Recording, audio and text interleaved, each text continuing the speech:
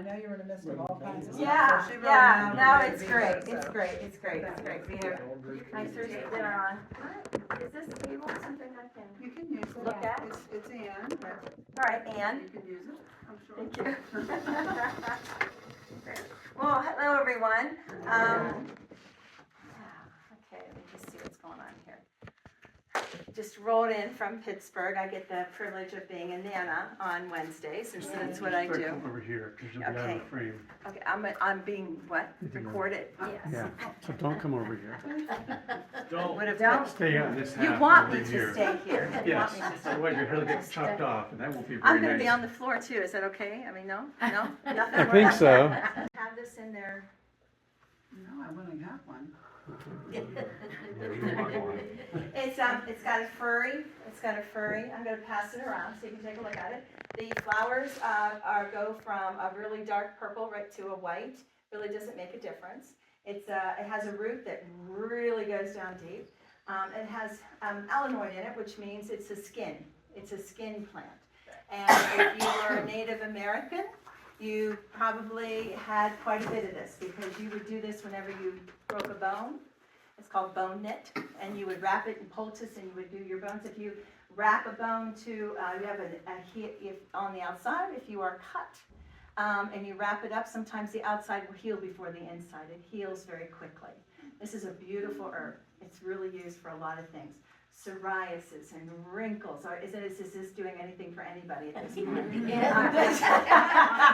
All of these particulars. I'm going to let you just come. Now, this is it's kind of a small plant, but I mean, these leaves can get, and it can get this high, and it's really prolific. It just takes off. In order for me to share my plant with you, which normally by the end of the summer you have 5 or 6 plants. It's kind of like a hosta you can't get rid of, you know. But literally, I just put a shovel right in the ground and just rip a root right off and hand it to you. And it's as ugly and there's nothing to it. And you're going to stick it right in the ground, and next year it's going to say, it's something you can't kill. You know, it has a lot of, so full sun. But just right on the edge of anything that you have, I wouldn't make it a decorative thing, because it's not. There you go.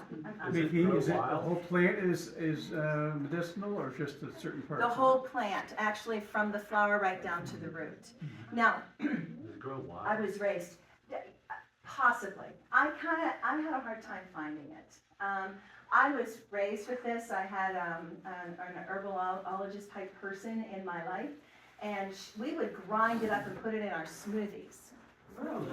Yes, and you're not allowed to do that anymore, because they've noted that there's enough poison in the roots that they cannot put it on the market for that. But I want to tell you something. If you have any digestive issues, or if you need to move your system, this moves it. Need I say more? But what I have found is that you would probably have to consume 3 gallons of it in order for it to cause any of those awful things that they say, which is kind of common with what the world tells you.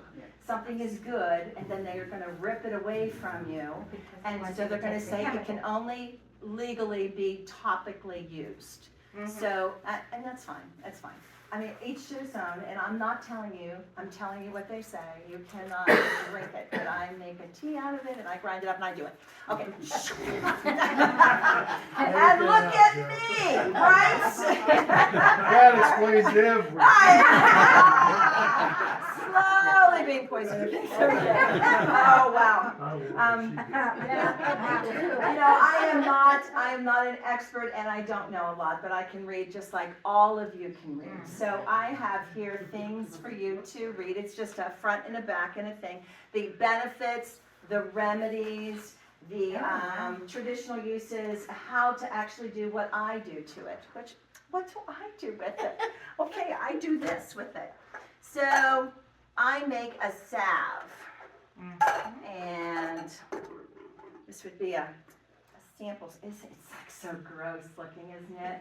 But it's really a pretty cool thing. Now, what's going to happen is you're going to just stick your finger in there, and you're going to put it on here and get a nice green thing. You just rub that in, smell it, get acquainted. Let's just have a little experience. And there you go. Just enjoy yourself. I don't care if there's any of that left when we're done.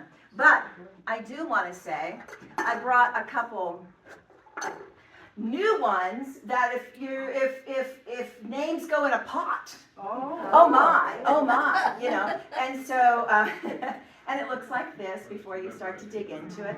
Most people that are in herbs and things of this nature, they would just have a big jar at the back of their toilet, and every night before they go to bed, they're just going to rub it on their bodies and elbows, and just whenever a kid has a boo-boo, whenever there's a bee sting, it's just one of those things. It's a skin-oriented thing, and it's a beautiful experience. Been using it for years, and I'm going to tell you how I make my own, because I think that's why I'm here. Not that, and if you have any interest, what I'm telling you, I will just sit down and have the detailed, elongated version, and if I can do it, you can do it. Let me tell you. All right, I don't need this. I'm just talking too much. Okay, so the first thing I need to do is I need to take leaves off of my plant, and the best way for me to make a salve with any herb is to make an infused oil and to use a dry leaf, because I've taken the water out, and it's the water in a leaf that's going to cause mold and fungus to grow. So if I can get the water out, I'm going to get a much more pungent strength in my device, in my potion. I use that loosely, potion, in my infusion. And then so what I do is I do have an Excalibur, which is a beautiful, if you're ever looking for a dehydrator, highly suggest, have used for 25 years what I consider to be the best dehydrator on the market. It's called the Excalibur. Comes in 5 and 7, nice square rectangle, nothing in the middle, and oh my gosh, it's the best. And I use it for fruit leathers and just everything you want to dehydrate. And all my herbs and my tomatoes, I freeze dry. I dry my tomatoes and get those beautiful. It's great. So that's what it is. So I take those leaves that you're touching and I break them up and I just chop them up and I just put them on that hydrator. After I've rinsed off all the buggies, so I buggy and then I just whip them in the wind, and the hydrator's going to dry them. I don't get all caught up in that.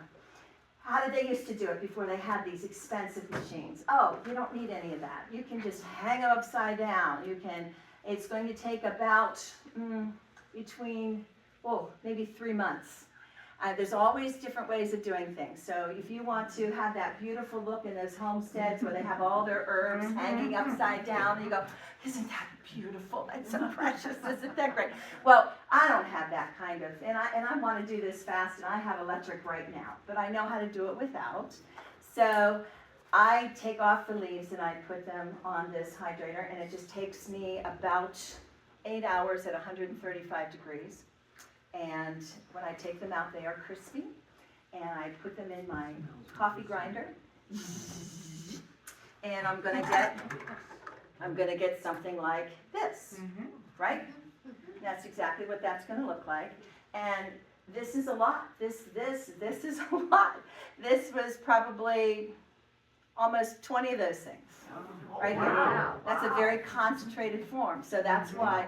For a little space, you're going to get a big bang. This is what you want to do. So what I do is every couple times a week, I just go out and I just grab a branch, and I just do it, and I just grind up, and I just keep it in this until I get about a cup full.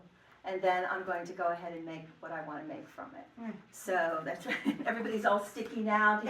Now, well, that's not what comfrey smells like. Comfrey smells like a green thing. But I have lavender on my little homestead, or you might have lavender just drops that you use to smell, those kind of things. So at the last little unit, you're going to just go squeak, squeak, squeak with like 20 drops, and that's going to give you something that is more pleasant for what we like to smell. Okay. All right. So now I need to make an oil. It's called an infused oil. You can use any holistic type of oil, which leaves out vegetable, canola, those basic, I call them I was going to say the word crap. can't use that Good word. thing you didn't say crap. And it's a good thing, that's right, that's right. So I'm gonna use an olive or an avocado or something Right. like that oil. And I'm going to take Coconut these, oil? coconut will work too. So I'm gonna take like a cup of these with about 2 cups of that oil and put it in a quart jar, and then I'm gonna set it into my crock pot. And I'm gonna put this much water in. I'll probably put a little ring, like a canning jar ring at the bottom to get it up. Put it on low, no lid, walk away, and let that oil heat overnight. And just let that oil infuse with this wonderful dry comfrey.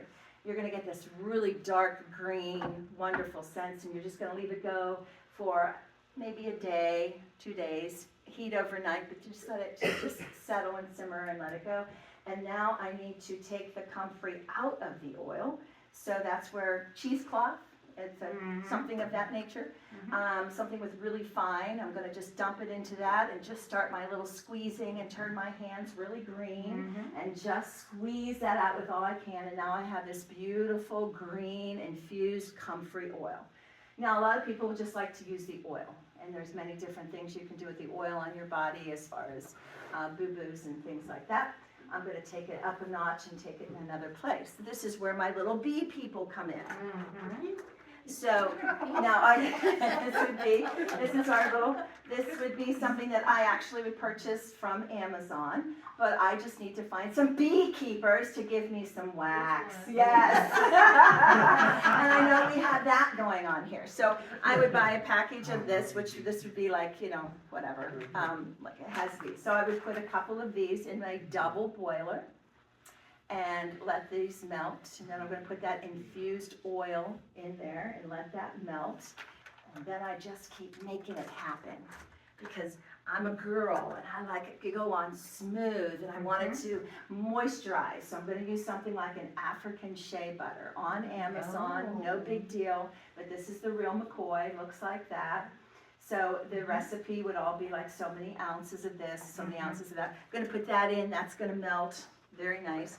Oh, let's give us some properties where we need vitamin E. Well, vitamin E, of course, is going to be really good for your skin and so forth. So I take about 4 of these, just put a little, little hole in them and squeeze them into my concoction.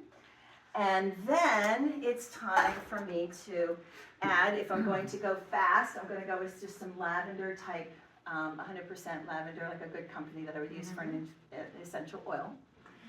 I'm just gonna put like 20 drops in that, and that thing is just all melted and beautiful. And then from Amazon, I've gotten all these like really cool tins, and so I just pour them in like this, and I just shut them up and walk away. And in about 8 hours, voila! How easy is that? Does anybody bust anything by doing something like that? Really, once you have your ingredients in front of you. You just do it, and I don't have to do it often. I mean, how many cans can one person? But this goes into everybody's little Christmas thing, It's kind of cool. People love to receive something where they think, oh, this is good for my skin, or this is something that I can. But this is a really nice product to have in that light. And I got a little labeler or something, so I just do. Yeah, no. I just have a little thing that works on my phone. It's a little thing that's this big, and I think it rubs off after a while. Nikki's comfrey salve. Look at me taking credit. All right, so comfrey, olive oil, beeswax, butter, shea butter, vitamin E, lavender, and the date that I did it. And some people tell you need to refrigerate. I have not seen that to be the case, as long as you don't have it in heat. I just have it in my closet in my bathroom. I've never seen a problem, and I've had them last, 8 to a year before I've even seen any evidence at all. And I think it has to do with drying your herb first and not using. Now, and some people are real big on just natural infusion, which means you're shoving as many leaves as you can into a quart jar, and you're pouring oil in, and then you're going to put that jar with a lid on it, and you're just going to put it back in the cupboard, and it's going to sit there for 6 to 8 months. And that's a choice. That's cool. And people have that rotation going, that's going to infuse the oil the same amount of time that I would do in 6 hours. So you choose which one you think works better for you. If you're not in any hurry, obviously, that's a cool way of going. So that's how I do that. Is there any questions? Yeah, do you use the stalk? I Just mean- the leaves and the flowers, or the stalk as well? You know, right now I'm just using leaves. Okay. I am. And the flowers don't, there's other principles and things. I'm not good at this. I'm a novice, so I'm right where you are, really. I have found great results with that. I probably could do, yes, if you were shoving it into a jar and doing that, you probably could. So the answer to that is, don't know, but I don't think it'd be wrong. I wouldn't use, the root is the closer you get to the ground and in, is the principles of it's very strong. The strength is very, very strong. And this whole thing that bothers everybody is down deep into that, which is if I took the root and I chewed on that and I ate like 20 pounds of it, then I probably would die of cancer, you know, if I did that every week. So that's what bothers people. So of course, when anything like that, when they use laboratory rats and they're using all these things and these little things are falling over because their bodies are this big and not this big, Right. you know, those kind of, and don't you get tired of that? I mean, Yeah. we have to somehow weed our way through that and figure out, okay, fine, I get it. But when you talk to, like I actually have a conversation with a neurologist that I work with, and she's in North Carolina. But anyway, she just laughs. I mean, it's just, she said it's so laughable. But so are a lot of the principles that are out there. But when you're talking to people, you just have to say. And when people order something like this, you can order some things like this, I think, on Amazon. It would just say, no, don't digest, no ingestion, you know, or anything. No. So just telling you the way it is. You know, you didn't ask me to talk about this, but I do want to say. The other thing I do a lot of that I have for everybody is I'm a big kombucha brewer. So, which means it's this fermented tea that's really good for your gut health. So I'm just saying, oh my gosh. And I've been doing that for well over almost 30 years. And I love it. And I brew every week. I've got gallons going, I've got things going. So I'm just saying, if you ever need a mother, it's called a SCOBY. It's symbiotic culture of bacteria and yeast. That's what a SCOBY is. It's a SCOBY that you put on black tea. You just brew black tea like you were going to drink it. Put this in, leave it go for 7 to 10 days. Put a little fruit in it, have a second time of fermentation. It's a fermented tea. I hate black tea. And I'm not crazy about tea in general unless it tastes like something really weird, like ginger. I mean, it has to taste like something. But I love kombucha, and I feel, he drinks nice stuff, you know, so he's been great. Still here. If you talk to, and he's still here, if you talk to my husband thinks all of that's a wacky woo, and he just says, but he likes Twinkies. I can't tell you. So I'll just let it go at that. Well, I like Twinkies too, but he would like them on a more regular basis than they're provided for him. But when offered a kombucha, it's like to him it would be like, you know, that's all.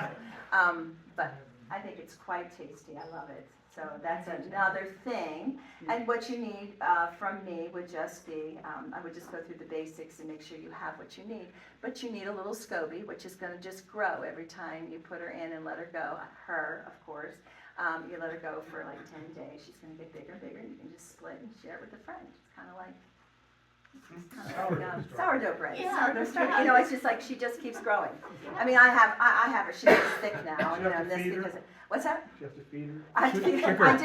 Yeah. You feed her with in 1 gallon with 7 tea bags of black tea. And 1 gallon, and you would use 1 cup of sugar, and you say, "Oh my gosh, it's a lot of white sugar." Believe me, she's eating all of it. Yeah. That's what she grows on, and that's what she does her work on. So you don't have to worry about this. So for Baden, you would get a 20-ounce kombucha in the market at Walmart or Aldi's or wherever, and it's going to cost you, $4 or $5. We can brew this stuff for about 2 or 3 cents for the same amount.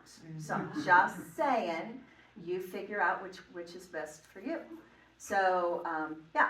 And that's all that she's going to. So a serving would be about 11 calories versus, what you might think. Yeah, that's. Question. Yeah. What about the comfrey? Comfrey. Yeah. Can you boil it? Just To do boil what? it- Just boil it, just create like a green tea? a tea. Yeah, from- you're saying, yes, that's, once again, I cannot deny or I cannot say that, but, many people do. You know, it, just as good as it is for humans, is it good for your garden? I mean, oh my gosh, people make a tea out of it like that. They'll just take their watering can and shove a bunch in and just lose it for a month. And then that poured around your plants is beautiful. People chop it up and put it around their fruit trees. There's many, comfrey is so nourishing for the soil. So there's a lot of things, but as far as human consumption, yeah, I'm sure that there is comfrey tea, yeah. Question? So what's that called again? Comfrey, No, not the plant. kombucha. Kombucha, the drink, Kombucha, the yeah. drink? Kombucha. Yeah, the thing that Kombucha. you're allowed to drink, Yeah. yes. You know, and I'm scientific with that. It's kombucha, it's Kombucha. I'm scientific with it. I do temperatures. I have tape that I put in just off of a little, you know, I break it off and it's a little stuff. I put it in, I look at that pH level. That pH level being 3 and 3.5, no fungus can grow, nothing can get into it.